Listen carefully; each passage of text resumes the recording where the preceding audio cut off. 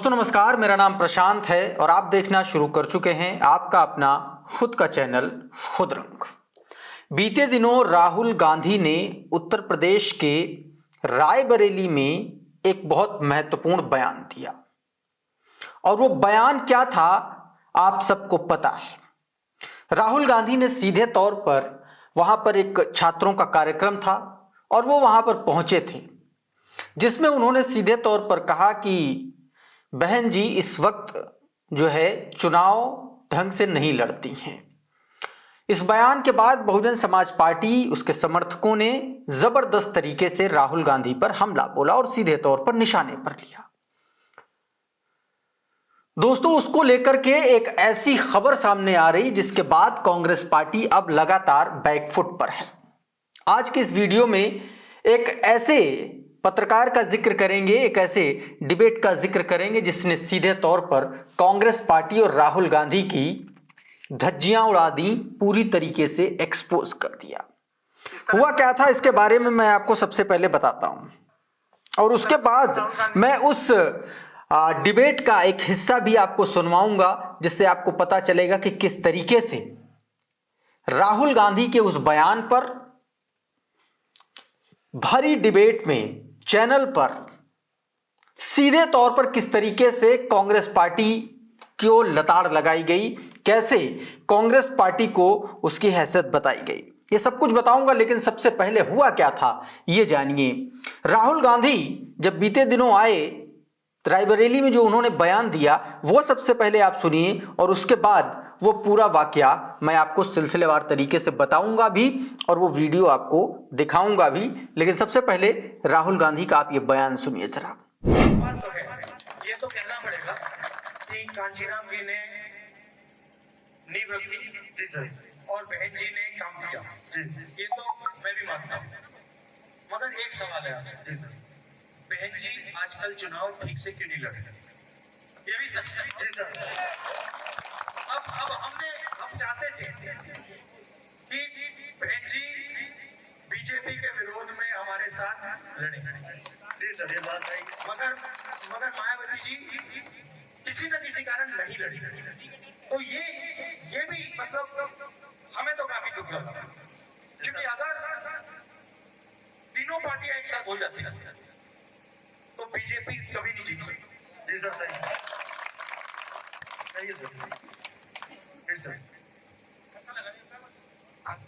बहुत बहुत धन्यवाद। तो दोस्तों कुछ इस तरीके से राहुल गांधी ने बहन कुमारी मायावती जी को लेकर के, बहुजन समाज पार्टी की परफॉर्मेंस को लेकर के यह बयान दिया था।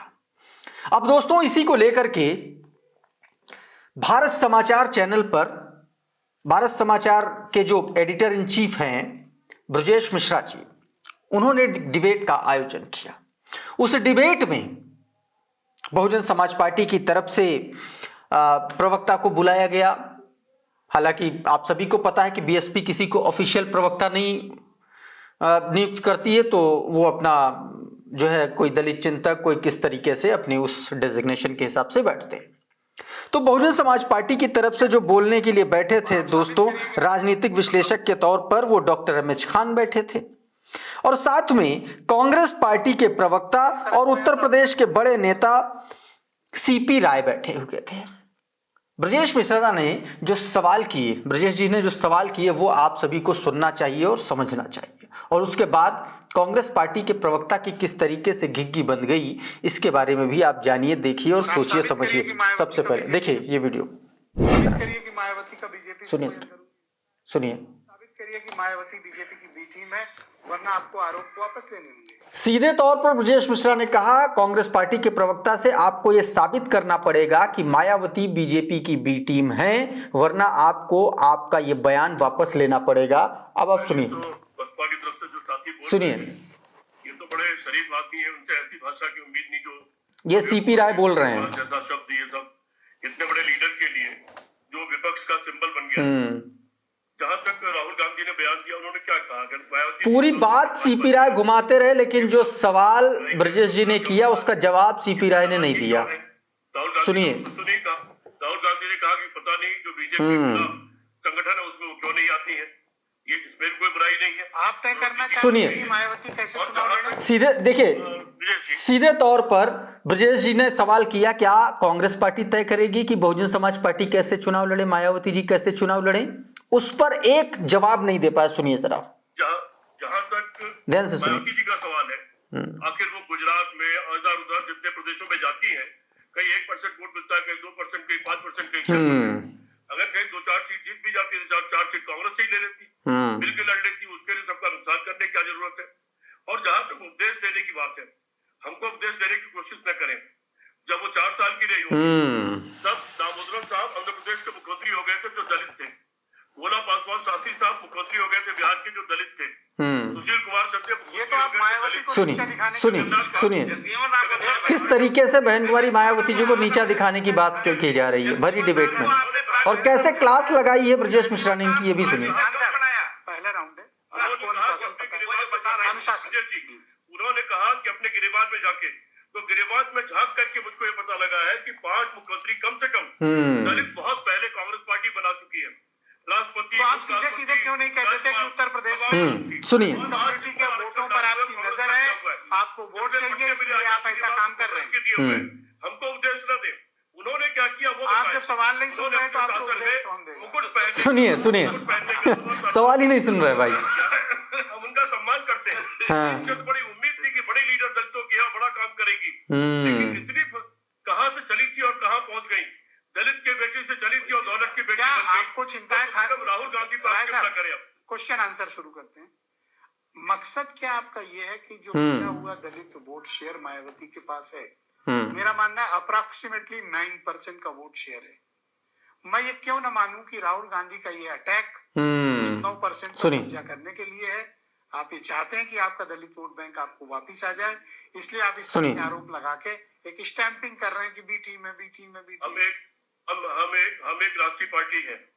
बीजेपी से लड़ना, आरएसएस से लड़ना हमारा कर्तव्य है, और अगर लड़ना है, उसको बाहर करना है, तो उसके लिए जीतना भी हमारा कर्तव्य है, और जीत ही धर्म है। उसके लिए हमको जो भी करना पड़े। देखिए, सीधे तौर पर कांग्रेस के प्रवक्ता ने, हमारे समर्थक थे। एक क्रॉस क्वेश्चन सुनिए, सुनी नहीं रहे। क्रॉस क्वेश्चन, अगर किसी वजह से एक क्रॉस क्वेश्चन, अगर किसी सुनिए। वजह से एक क्रॉस क्वेश्चन, हमारी जिम्मेदारी उनको एक क्रॉस क्वेश्चन।